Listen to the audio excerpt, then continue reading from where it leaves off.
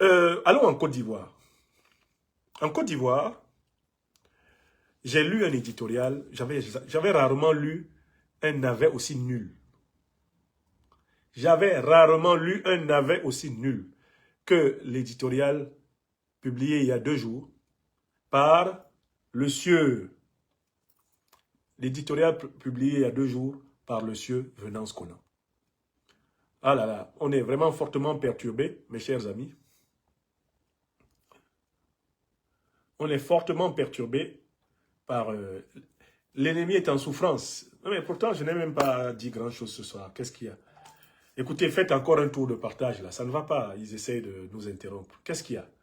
Vous êtes plus de 4000 normalement sur YouTube. Franklin Yamsiwa, Cameroun, l'Afrique des libertés. Vous êtes près de 1000. Plus de 1000 sur Facebook. Soyez forts.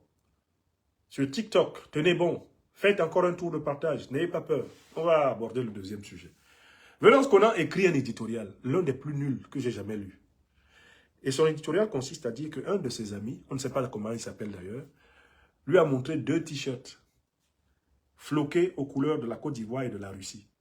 Et que cet ami lui a dit qu'il y aurait des centaines de milliers de t-shirts qui sont préparés comme ça et qui à un moment donné vont apparaître spontanément en Côte d'Ivoire comme des champignons. Poussent pendant la saison pluvieuse. Ces t-shirts vont apparaître violemment comme ça tout d'un coup en Côte d'Ivoire. Et ça sera le coup d'État. Dès que tu verras ces t-shirts, le pouvoir Ouattara va tomber. Voilà le raisonnement de Venance Conan. Dans cette affaire, il accuse le Burkina Faso du président Ibrahim Traoré, le Mali du président Assimi Goïta, le Niger du président Abdourahmane Tiani, et en utilisant une analogie, en utilisant une expression volontairement infamante, il accuse le président Guillaume Soro du mouvement Génération et Peuple Solidaire en l'appelant le petit gros. Il l'accuse d'être derrière toute cette affaire. Au passage d'ailleurs, il en profite pour implicitement évoquer l'éventualité que même un certain Charles Blé Goudé, qui est invoqué à demi-mot, soit associé à cette opération. C'est juste incroyable. Bon, alors, Venance Conan dit que la présence de 2 t-shirts prouve l'organisation d'un coup d'État. On peut se poser la question suivante. Quel est le lien qui existe entre le fait matériel brut de la fabrication d'un t-shirt floqué aux couleurs russo-ivoiriennes et le fait de coup d'État? Pour qu'un journaliste qui écrit un éditorial dans un organe de presse d'État en vienne à établir le lien entre un t-shirt et des accusations aussi graves que celle de vouloir porter atteinte à la paix et à la sécurité nationale. Mais qu'est-ce qui a pu se passer? Qu'est-ce qui a pu se passer dans la tête de Venance Conan pour élaborer la théorie du coup d'État des t-shirts? Bon, je vais vous dire quelques mots sur Venance Conan, que je connais personnellement. Je l'appelle le scribouillard pipard de la Ouattari. Le scribouillard pipard. Venance Conan, c'est un opportuniste. Au sens où il a toujours été du côté de celui qui est au pouvoir. Quand le président Bédié était au pouvoir, Venance Conan était avec le président Bédié. Excusez-moi. Quand le président Bédié était au pouvoir en Côte d'Ivoire, à partir de 1993 jusqu'à 1999 à sa chute, Venance Conan était avec le président Bédié. Venance Conan fait partie de ceux qui ont défendu la doctrine de l'ivoirité contre Ouattara. Mais l'ivoirité que Ouattara lui-même avait fabriquée en créant la carte de séjour pour discriminer entre les Ivoiriens, leurs frères du Nord, leurs frères du Mali, du Burkina, du Niger et de Guinée. Quand le président Bédié perd le pouvoir, Venance Conan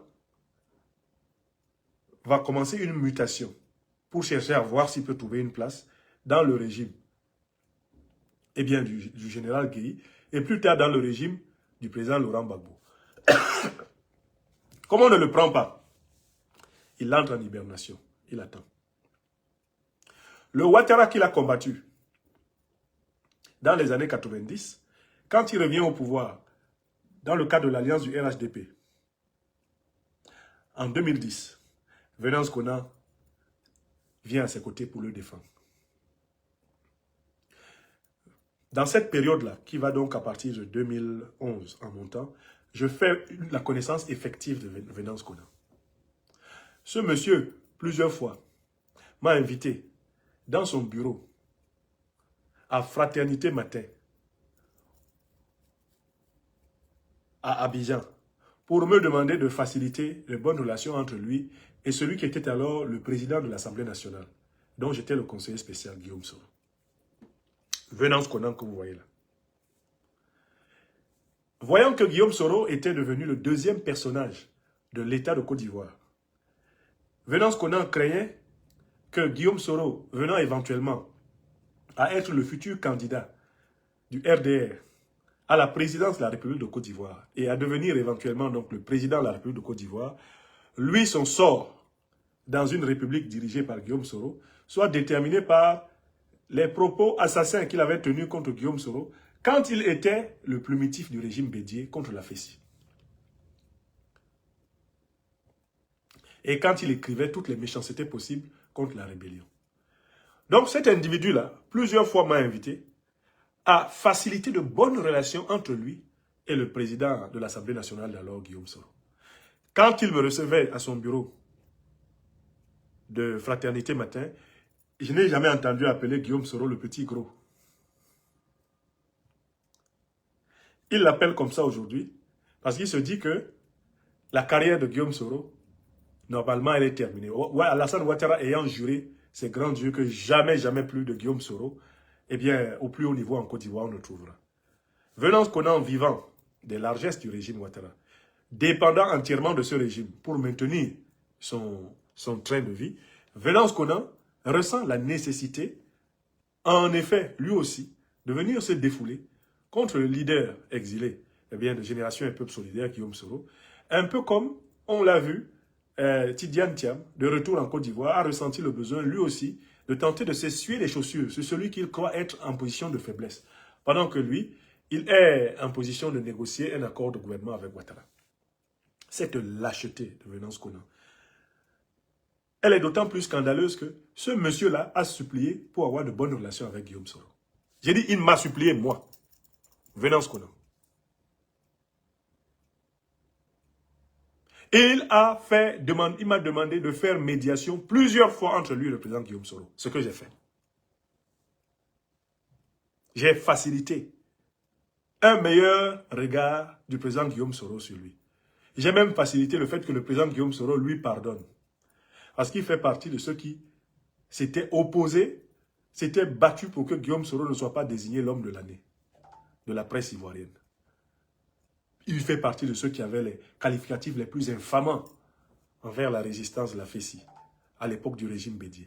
Et il pensait que Guillaume Soro lui avait gardé dents. Il a fallu que Guillaume Soro lui donne littéralement l'absolution pour que le pipard me laisse tranquille. Il craignait que le président Guillaume Soro lui ait gardé dents et que celui-ci à tout moment le punisse. J'ai, en tant que fils adoptif de la Côte d'Ivoire, facilité cette réconciliation. Mais aujourd'hui, Venance Konan pense que Guillaume Soro est fini. Et donc, lui, il peut s'essuyer les pieds sur Guillaume Soro. Ce qu'il ne sait pas, c'est que Guillaume Soro est futur président de la République de Côte d'Ivoire. Écrivez ça. Je recommence une deuxième fois. Et je le dis à Venance Konan, je le dis à Mondo Vision. Guillaume Soro est futur président de la République de Côte d'Ivoire. Tant que Guillaume Soro est présent sur cette terre, sa capacité à être président de la République de Côte d'Ivoire, elle est intacte. Je dis souvent mes choses. Et j'ai souvent eu tort d'avoir raison trop tôt. Donc je voudrais dire à Venance Konan et à tous ceux qui, profitant de la traversée du désert, du leader de GPS, pensent que pour plaire à Alassane Ouattara, il faut fabriquer le complot le plus remarquable, le complot le plus mystérieux, le complot le plus compliqué, pour le lui faire porter. Parce qu'un jour de 2002, il a pris la responsabilité pour aider Ouattara à ne pas être exclu politiquement, de faire le coup d'État. Ceux qui pensent qu'ils vont pouvoir se positionner au mieux en Ouattari, en vendant du Guillaume Soro, qu'ils sachent qu'ils sont en train de se vendre eux-mêmes. Ils y laisseront sans exclusive toutes leurs plumes. Ça ne marchera pas. Alassane Ouattara ne pourra pas garder la Côte d'Ivoire en état de capture. Il ne pourra pas. Il va perdre le contrôle de la Côte d'Ivoire. Il va perdre le contrôle du pouvoir. Et ceux qui ont pris tous leurs œufs mis sur Ouattara auront le choix. Ils auront le choix. En fonction du comportement qu'ils ont adopté. Au moment où Ouattara leur paraissait le plus puissant au monde. Ils auront le même choix. Ils auront le même choix qu'ils imposent aux autres. Et qu'ils ne l'oublient pas. Lui, Venance Konan, qui pense que l'exil, c'est pour les autres, il va voir. Il va voir quel goût l'exil a. Il pense que c'est normal que la prison, ça soit pour les autres. Il va voir quel goût la prison là peut avoir. Eux tous là, qui considèrent la souffrance des autres Ivoiriens comme étant quelque chose de banal, ils vont voir. Les anglophones disent « karma is a bitch ». Hein? Le karma, il n'a pas d'amis. Le karma n'a pas d'amis. Toi qui penses que parce que la roue semble positionner ton Ouattara au meilleur moment de son destin pour que lui, il te permette d'être celui que tu es. Ce que tu ne sais pas, c'est que l'endroit où Ouattara se trouve dans la roue n'est pas celui que tu crois. Il n'est pas en haut, il est en bas. Alassane Ouattara est déjà en bas. Parce que, en fait, tout ce qui lui permettait de se crédibiliser politiquement en Côte d'Ivoire, tout cela s'est effondré. Il s'était crédibilisé en incarnant la lutte contre l'exclusion. Tout le traquenard qu'il a tendu contre le peuple ivoirien a été expliqué à tout le monde. Plus personne ne croit en ça. Il s'est positionné comme étant le grand expert technocrate qui allait enrichir chaque Ivoirien et chaque Ivoirien, donnant un toit, un emploi, bientôt même une voiture à chaque Ivoirien. Les Ivoiriens savent très bien, dans leur écrasante majorité, la misère crasse dans laquelle ils sont et le surendettement dans lequel l'État ivoirien est conduit.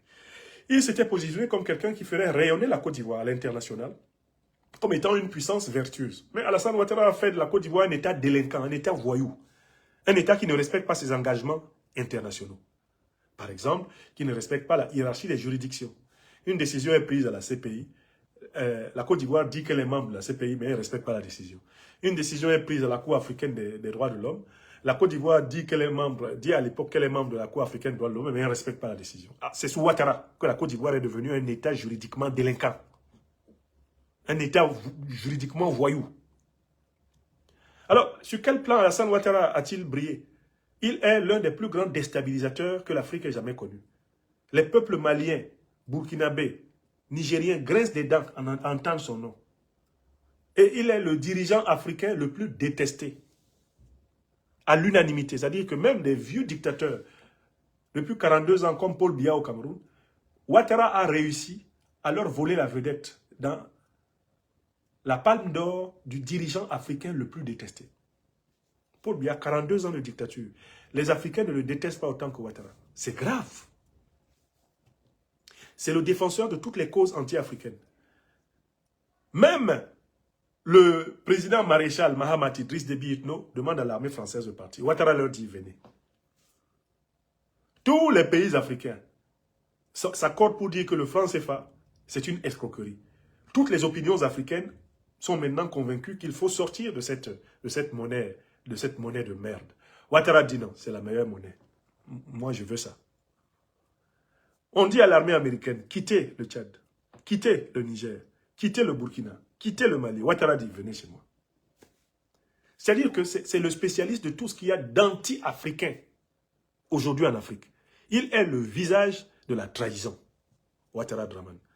Et voilà pourquoi je vous dis que vu la masse d'énergie négative qu'il a accumulée, sa chute est inéluctable. Donc, Venance Konan, tu peux continuer à élaborer toutes sortes de coups d'État. Après le coup d'État au t-shirt, il faut imaginer que chaque Ivoirien va posséder une petite cuillère plate.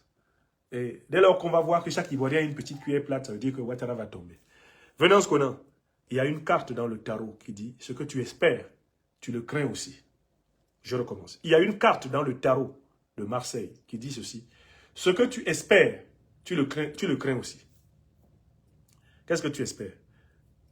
Eh bien, tu espères en réalité que tes rêves de voir Ouattara tomber ne s'accomplissent pas. Pourtant, c'est ce qui va se passer. Tu dors habité par la peur, l'angoisse du lendemain. Comment tu vas maintenir ton petit train de vie si Alassane Ouattara n'est plus président, si tout le RHDP s'est effondré? Tu dors couvert de sueur, tu te réveilles couvert de sueur. Parce que tu espères que le rêve que tu as, le cauchemar qui te revient tous les jours, Alassane Ouattara est tombé. Alassane Ouattara a fui avec sa Jézabel. Ils ont fui à Abidjan. Ils sont montés dans un hélico, ils ont fui au 43e Bima. Ils ont fui encore jusqu'au Gabon. Ils ont fui. Ça là, tu as peur de te lever un matin. Tu as peur de te lever un matin à Abidjan et on te dit, il a fui. Or, c'est ce qui va se passer s'il a de la chance. On ne peut pas capturer le pays des gens comme Ouattara l'a fait, ad vitam aeternam. Et il rêve de le capturer en famille. Son petit frère se prépare comme étant une carte de rechange, si jamais lui ne voulait pas. Ça ne va pas se passer comme ça. Et je le dis et je le redis, pour ceux qui ont des problèmes de vision, de clairvoyance dans le temps, Guillaume Soro est un futur président de la République de Côte d'Ivoire. Quand ça arrivera, vous-même, vous constaterez cela. Hein? Quand ça arrivera, vous me donnerez raison. Mes chers amis, je vous souhaite une excellente fin de journée, une excellente fin de nuit.